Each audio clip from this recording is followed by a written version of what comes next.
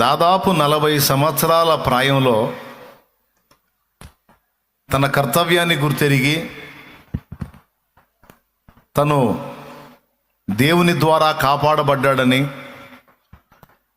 దేవుని ద్వారా ఒక బానిస పిల్లవాడు రాజకుమార్తె యొక్క కుమారుడుగా పెంచబడ్డాడని గుర్తెరిగిన వాడై మోషే తన జాతిని ఉద్ధరించడానికి పూనుకున్న రోజులవి. ఆ విధంగా తన జాతిని ఉద్ధరించాలి, తనకు దేవుడు బ్రతుకునెందుకు ఇచ్చాడో, ఇంతకాలం ఎందుకు బ్రతకనిచ్చాడో, మరణం అతి సమీపంలోనికి పసితనంలోనే వచ్చినా అందులో పడకుండా ఎందుకు కాపాడాడో, అసలు దేవుని ఉద్దేశం ఏంటో గ్రహింపొచ్చింది మోషేకి దాదాపు 40 ఏళ్ల ప్రాయానికి. అప్పటికి ఐగుప్తీయుల సకల విద్యల యందు నిష్ణాతుడయ్యాడు, మంచి ప్రావీణ్యం పొందాడు, మాటల యందు మంచి నేర్పరి, ఎందులోనూ తిరుగులేని వ్యక్తిగా సిద్ధపరచబడ్డ మోషే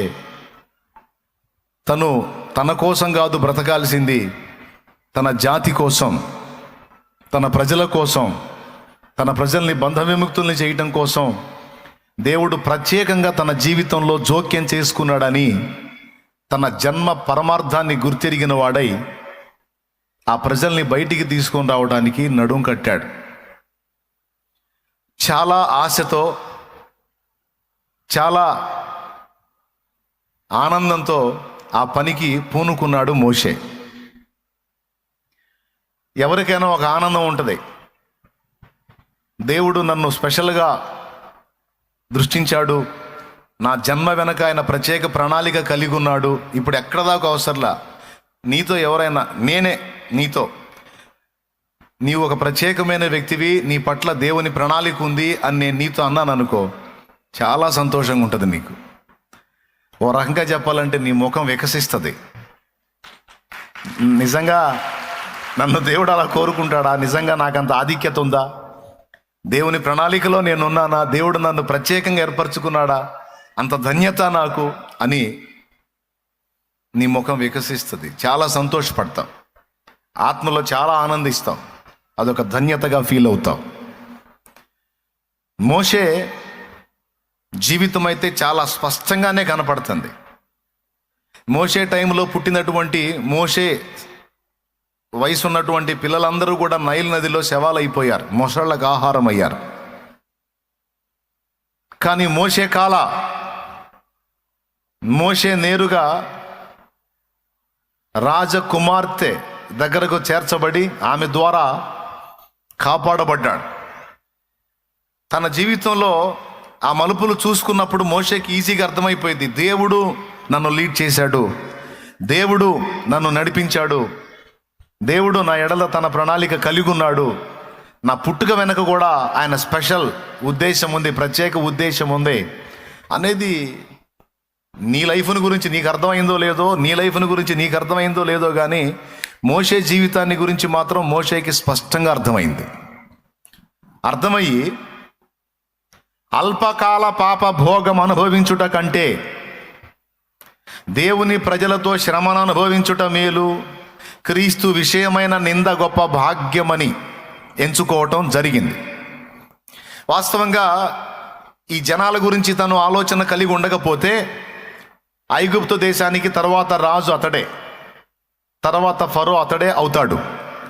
అంతేకాదు సకల భోగ భాగ్యాలలో తొలతూగి జీవితాన్ని ఒక రేంజ్లో అనుభవించి వెళ్ళిపోవచ్చు. ఏమంటారు? Best life, king. అప్పట్లో ఐగుప్తు అగ్రరాజ్యంగా ఉంది, చాలా ప్రసిద్ధిగాంచిన రాజ్యంగా ఉంది. చుట్టుపక్కల రాజ్యాలన్నీ కూడా రాజ్యానికి దాసోహం అన్నాయి. ఆ స్థితిలో ఈజిప్ట్ ఉంది. ఆ సింహాసనం ఎక్కే ఆధిక్యత మోషేకి దక్కబోతుంది. కానీ నిర్దాక్షిణ్యంగా వదిలేసుకున్నాడు. ఎందుకంటే తన పట్ల దేవుని ప్రణాళిక ఏమిటో, తన పట్ల దేవుని చిత్తం ఏంటో, తన పట్ల దేవుని ఉద్దేశం ఏంటో, తన జన్మ వెనక దేవునికి ఉన్న ఆలోచన ఏంటో స్పష్టంగా ఎరిగిన వాడై ఆ అల్పమైన వాటి అవన్నీ అల్పమైనవని అనుకున్నాడు. ఏది? అప్పటి అగ్రరాజ్య సింహాసనం అల్పమైంది అనుకున్నాడు. రాజా వంశానికి చెందినోడు అనిపించుకోవటం అల్పమైంది అనుకున్నాడు. సకల భోగ భాగ్యాలు అనుభవించడం అల్పమైంది అనుకున్నాడు. మరి ఏది విలువైంది అంటే క్రీస్తు విషయమైన నింద గొప్ప భాగ్యము, దేవుని ప్రజలతో అనుభవించే శ్రమే గొప్ప భాగ్యం అని ఫిక్స్ అయిపోయాడు. ఫిక్స్ అయి ఎంత ఆశతో, ఎంత ఉల్లాసంతో, ఎంత ఉత్సాహంతో దేవుని ప్రజల్ని విమోచించడానికి మొదలుపెట్టి ఒక ఐగుప్తు సైనికుడు ఒక ఇశ్రాయేలీయుణ్ణి శ్రమ పెడుతుంటే, నిర్దాక్షిణ్యంగా కొడుతుంటే వెళ్ళి బాధింపబడుతున్న వాని పక్షమున నిలిచి బాధ పెడుతున్న వాడిని చంపి ఇసుకలోగా పెట్టాడు. అంటే విమోచన స్టార్ట్ చేశాడు. బహుశా చాలా ఉల్లాసంతో, ఉత్సాహంతో పని మొదలుపెట్టి ఉండాలి. కానీ ఏం జరిగింది? అతడు అనుకున్నది ఒకటి, అయింది ఒకటి. బోలెడంత చేసేద్దాం అనుకున్నాడు, బోలెడంత సాధించేద్దాం అనుకున్నాడు, బోల్డంత ఉద్ధరించేద్దాం ప్రజలను అనుకున్నాడు. కానీ ఒక్కడిని కూడా పూర్తిగా విమోచించలేకపోయాడు. ఒక్కడిని కూడా.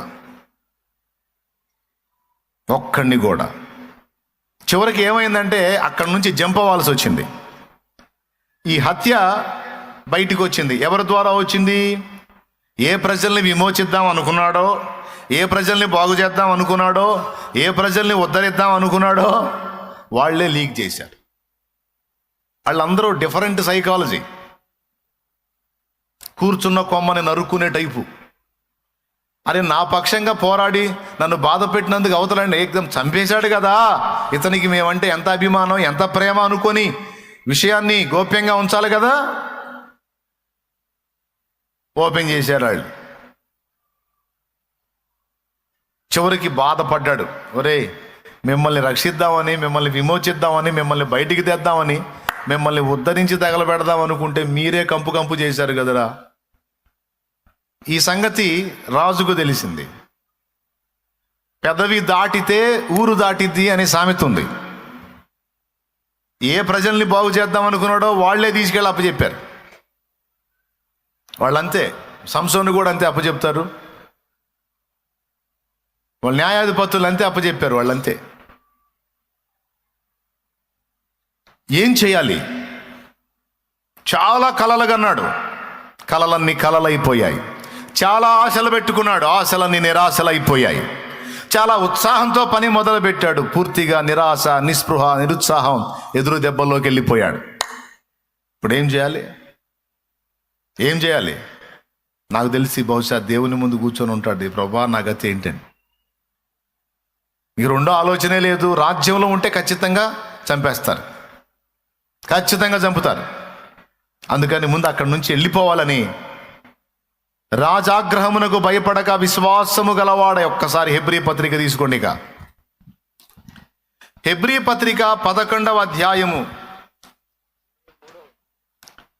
హెబ్రీ పత్రిక 11వ అధ్యాయము 23వ వచనం చదువు. 23 కాదు నాన్న, అన్నీ వరుసగా ఉంటాయి. 27వ వచనం మాత్రం చదువు చాలు, మిగిలిన వాళ్ళు తర్వాత చదువుకుంటారు ఇంటికి పోయి. విశ్వాసమును బట్టి అతడు అదృశ్యులైన వారిని చూచుచున్నట్టు స్థిరబుద్ధి గలవాడై రాజాగ్రహమునకు భయపడక ఐగుప్తును విడిచిపోయెను. దేవునికి స్తోత్రం కలుగును గాక.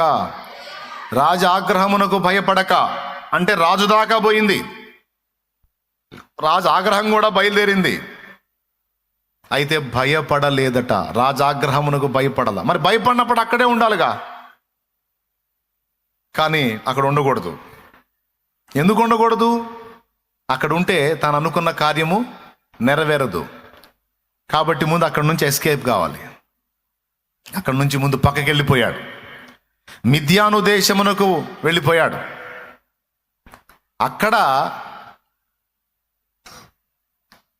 ఇత్రో అనేవాని ఇంట చేరాడు. అయా తమ్ముళ్ళు, చెల్లెళ్ళు, నాకు తెలిసి ఏ మనిషికి రానంత నిరాశ, నిస్పృహ, నిరుత్సాహం మోషేకి వచ్చి ఉండాలి. ఎందుకంటే ఒకరోజు కాదు, 2 రోజులు కాదు, ఏదో చేద్దామంటే ఏదో అయిందంటారే, అట్లాగ అయిపోయి ఏకదం 40 సంవత్సరాలు అక్కడే ఉండాల్సి వచ్చింది.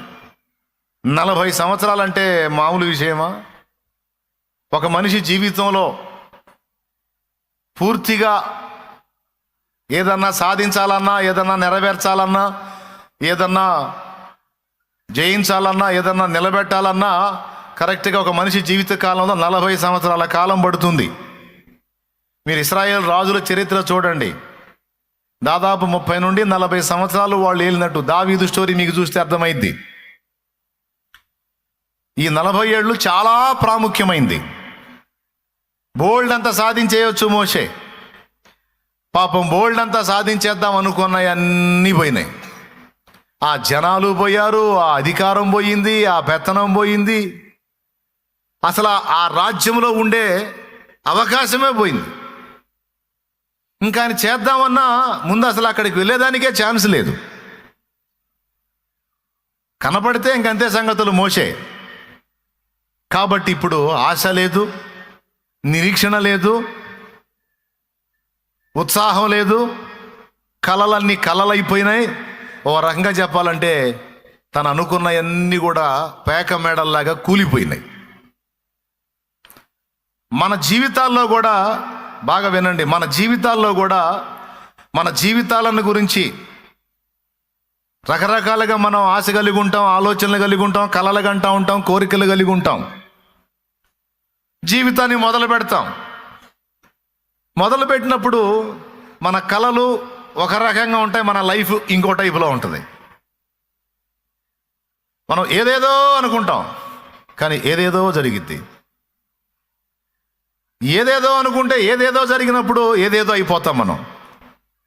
అంటే ఏదేదో అయిపోతాం అంటే ఏమైపోతాం అంటే ఇక జీవితంలో చైతన్యం కోల్పోతాం, ఉత్సాహాన్ని కోల్పోతాం, నిరాశ, నిస్పృహ, ఏదో బయటికి అట్లా పెదాల మీద నవ్వు పెట్టుకొని తిరుగుతూ ఉంటాం, కానీ లోపల భయంకరమైన అగాధం అన్నట్టు అదొక రకమైన వేదనామయమైన ప్రపంచంలో బతుకీడుస్తూ ఉంటాం. ఎప్పుడు కలలు కలలైనప్పుడు, ఆశలు విఫలమైనప్పుడు. ఏమంటారు? మీలో కొంతమందికి పాపం ఇప్పటికే అలాంటి అనుభవాలు ఉన్నాయి. కొన్ని విషయాల్లో అలాంటి దెబ్బలు తిన్నారు. భర్తతో జీవితాన్ని మొదలుపెట్టి ఆహా లైఫ్ అద్భుతంగా ఉంటుంది అనుకుంటే సడన్గా భర్త వెళ్ళిపోయాడు. పిల్లలు ఉన్నారు, కుటుంబం బాగా చూసుకోవాలి అంటే పిల్లలకు రెక్కలు వచ్చి పిల్లలు ఎగిరిపోయి కొంతమంది ఏకాకులైపోయి ఏడుస్తూ ఉంటారు. ఇలాంటి లైఫ్ ఒకటి నాకు వచ్చింది అని నేను అనుకోలేదు, కానీ ఇది నాకు వచ్చింది. నేను విధవరాలను అవుతాను అని నేను అనుకోలేదు, కానీ నాకు ఇలాంటిది ప్రాప్తించింది, అయ్యో దేవుడా అని ఏడ్చేవాళ్ళు ఉన్నారు. నా భర్త నుంచి నేను విడిపోతాను అని నేను అనుకోలేదు, కానీ విడిపోయాను, మాకు విడాకులైన ఇది ఊహించలేదు, కానీ అయిపోయింది అని ఏడ్చేవాళ్ళు ఉన్నారు కొంతమంది.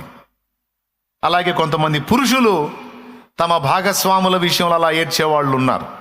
తమ కుటుంబాలు విఫలమైపోయి దుఃఖపడేటువంటి పరిస్థితుల్లో పిల్లలు కూడా ఆఖరికి తన దగ్గర లేకుండా ఇలాంటి గతి ఒకటి వచ్చింది, ఇలాంటి రోజు ఒకటి వచ్చిందని ఊహించని రోజుని అనుభవించి ఆవేదనతో దుఃఖపడేవాళ్ళు. చదువుకునే రోజుల్లో జాబ్ కొడతాను, అట్లా అవుతాను, ఇట్లా అవుతాను, ఒక రేంజ్లో ఉంటాను, ఫ్యామిలీ మొత్తానికి సపోర్ట్గా ఉంటాను, ఏదో కలలు కంటే తీరా ఇప్పుడు పరిస్థితికి వచ్చేటప్పటికి జాబు లేదు, ఏమి లేదు, ఏదో నెలసరి ఏదో కొంచెం ఇల్లు గడవడానికి సరిపోయిన ఆదాయంతో బ్రతుకీడుస్తూ ఉంటే తను చదువుకునే రోజుల్లో కన్నా కలలన్నీ కలలైపోయి ఇలాంటి రోజు ఒక రోజు వచ్చింది, ఇలాంటి స్థితి వచ్చింది అని ఊహించని రోజులు ఎదురు వస్తున్నప్పుడు ఆ చేదుని అనుభవించలేక వేదనతో బ్రతికేటువంటి పురుషులు, స్త్రీలు లేకపోలేదు. కొంతమందికి తల్లి, తండ్రి, పచ్చని కుటుంబం. ఆ పిల్లలు అనుకోరు తల్లిదండ్రి డ్యామేజ్ అవుతారని, కానీ చూస్తానే తల్లి ఒక రోజు, తండ్రి ఒక రోజు డ్యామేజ్ అయిపోయి వాళ్ళు లేకుండా అయిపోయి చివరికి చిరుప్రాయములోనే అనాథలుగా మారిపోయే రోజు ఒక రోజు వచ్చింది అని అనుకోరు. కానీ అలాంటి రోజు ఒక రోజు చూసినప్పుడు దేవుడా ఇలాంటి రోజును ఊహించలేదు అసలు, మా నాన్న లేని రోజును ఊహించలేదు, మా అమ్మ లేని రోజును ఊహించలేదు, కానీ ఈ రోజులు ఆ రోజులు వచ్చినాయి కదా. అయ్యో దేవా, ఇది నేను ఊహించనివి, ఇవి నేను ఎదురు చూడనివి, ఇవి నేను ఆశించనివి. వ్యాపారం దెబ్బతిని రాజులాగా ఒక రేంజ్లో ఉన్నటువంటి పరిస్థితుల్లో కన్న కలలు, అనుకున్న ఆలోచనలన్నీ విఫలమై చివరికి రాజులాగా ఉన్నోడు బీదలాగా మారిపోయి, దాసుడిలాగా మారిపోయి, సామాన్యుడి కంటే అధ్వాన్న స్థితికి వచ్చేసి ఆ చేదుని దాగలేక కొంతమంది అల్లాడతారు. ఇలాంటి రోజు నా లైఫ్లో ఒక రోజు వచ్చింది అని నేను అనుకోలేదు. ఇలా జస్ట్ ఒక 3-4 రకాలు చెప్పా. ఇక ఇందులో చాలా రకాలు ఉంటాయి. కొంతమంది అనుకుంటారు జీవితం విచ్ఛిన్నమైపోయి నలుగురిలో నవ్వుల పాలవుతానని అస్సలు అనుకోలేదు, కానీ ఈరోజు నా బ్రతుకు నలుగురిలో నవ్వుల పాలైపోయింది. ఇలాంటి రోజుని నేను ఊహించలేదు, కానీ ఇది నాకు వచ్చింది. అయ్యో, ఎంతమంది ఒప్పుకుంటారు? కరెక్టే అంటే అస్తమే బ్రదర్ అంటే చేతులు ఎత్తండి, ఏముంది. ఇలాంటి రోజు నా లైఫ్లో ఒకటి ఏర్పడిద్దని నేనైతే ఊహించలేదు, కానీ అది జరిగింది. ఆ చేదు మింగలేక చస్తున్నాను నేను అనే పరిస్థితుల్లో అదిగో చాలా చేతులు లేచినాయి. కదిలించండి చేతులు ఎట్లా. అదిగో చాలామంది అలాంటి అనుభవ సాక్ష్యాన్ని చెప్తా ఉన్నారు. రైట్.